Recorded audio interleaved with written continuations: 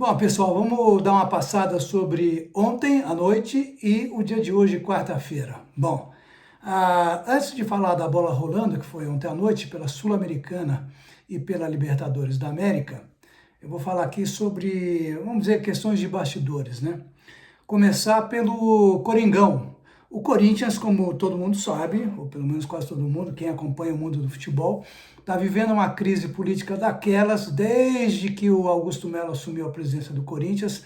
A gente não ouve um dia sequer de alguém falando do Corinthians sem mencionar a confusão, aquela balbúrdia, aquele tumulto político que vive o Parque São Jorge, né? Dentro do Itaquerão, as coisas são bem mais tranquilas, quer dizer, o Corinthians costuma vencer seus jogos porque também costuma encher o estádio e a torcida, vocês sabem, ganha jogo para o Corinthians, né? Mesmo quando o time não está jogando bem, a torcida leva o time à vitória. Só que dentro do Parque São Jorge, as coisas não são nada assim. A turbulência é bem grande. E agora, a novidade é que depois de 4 pedidos de impeachment do Augusto Melo, foi marcada uma data pelo Conselho Deliberativo do clube, que é presidido pelo Romeu Tuma Júnior, filho daquele Romeu Tuma lá, aquele lá da época da ditadura. E a data ficou para o dia 26 de maio. 26 de maio, portanto, daqui a 2 semanas, né? Vai ser decidido se o Augusto Melo fica na presidência do Corinthians ou se ele vai sofrer o impeachment. Desculpe.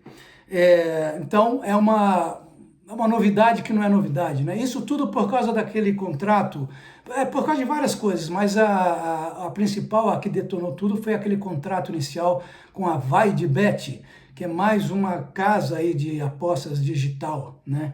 Que tanto mal está fazendo a população brasileira, especialmente a população mais pobre, que aposta, não ganha e fica devendo cada vez mais.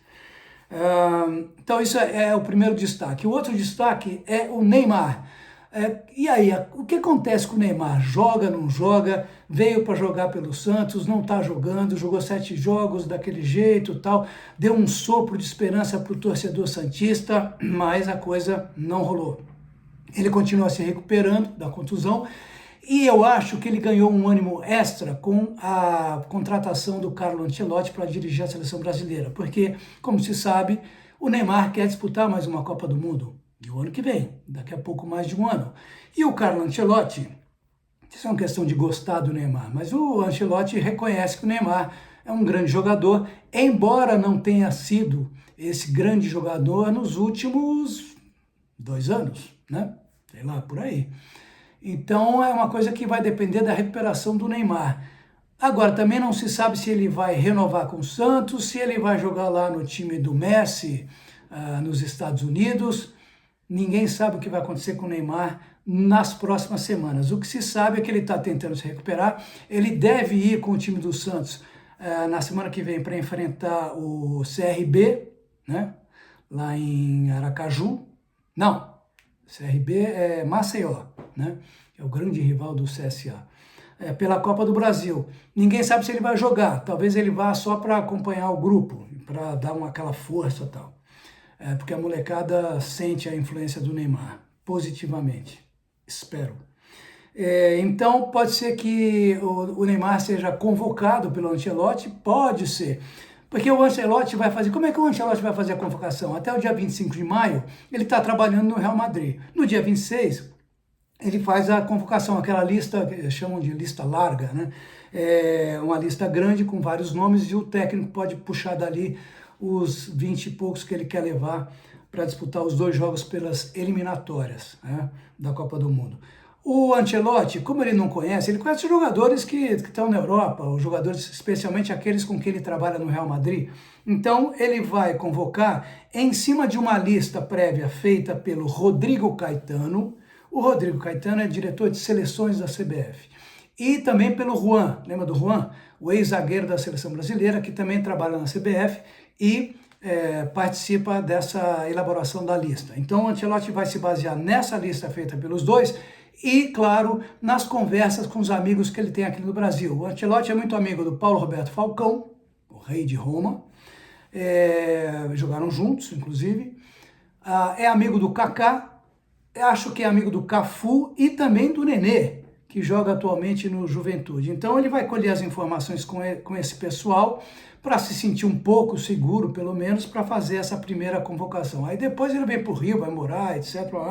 Começa uma outra vida. Então, será se vai dar certo? O futebol não tem lógica, mas... Então, por isso mesmo, né? Quer dizer, numa dessa a bola é redonda, bate aqui, bate ali e as coisas dão certo. Mas se você for pensar em termos de organização da CBF, não dá. Para mim está tudo errado, mas enfim, vamos ver o que vai acontecer. Bom, vamos falar de outra coisa. Os times brasileiros na Sul-Americana e na Libertadores na noite dessa terça-feira. Um desastre. Fortaleza empatou em casa 0-0. Bucaramanga, da Colômbia, que é um time encardido, e complicou a situação dele. Quer dizer, deve se classificar, mas podia ter se classificado ontem se vencesse o jogo. Mas o Fortaleza jogou até bem, e o estádio cheio, estava bonito de ver, mas não conseguiu passar pelo time colombiano. Outro time que se complicou, mas foi na semana passada, foi o Bahia, né? Poderia ter ganho em casa, perdeu do Nacional, acho que por 3-1, e também perdeu a chance de se classificar naquela oportunidade. Quem mais? Olha, então além de Fortaleza e Bahia, o Vasco perdeu na Sul-Americana, o Botafogo se complicou, o Corinthians já tinha se complicado, e agora o Flamengo, né? O Flamengo joga amanhã, quinta-feira, precisando ganhar, e depois tem outro jogo no Maracanã, precisa ganhar também. O que está acontecendo com esses times? Cada um tem a sua história própria, certo? Não vou dizer de fracasso, mas de insucesso, pelo menos até agora. Mas também eles têm as suas realidades próprias e agora vão depender de combinação de resultados. O negócio está feio. Os únicos times que estão muito bem, e olha, é impressionante como o Palmeiras consegue dar a volta por cima em pouco tempo. Vocês lembram que em janeiro a gente estava falando do Palmeiras, que o Palmeiras não ia se classificar, em fevereiro, né?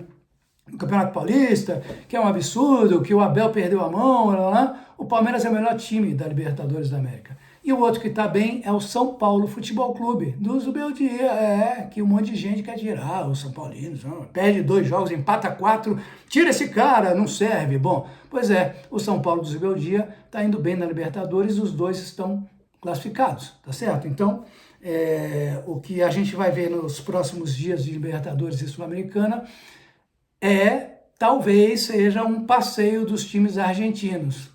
Será? Não sabemos. Por enquanto é só. Abraço, tchau!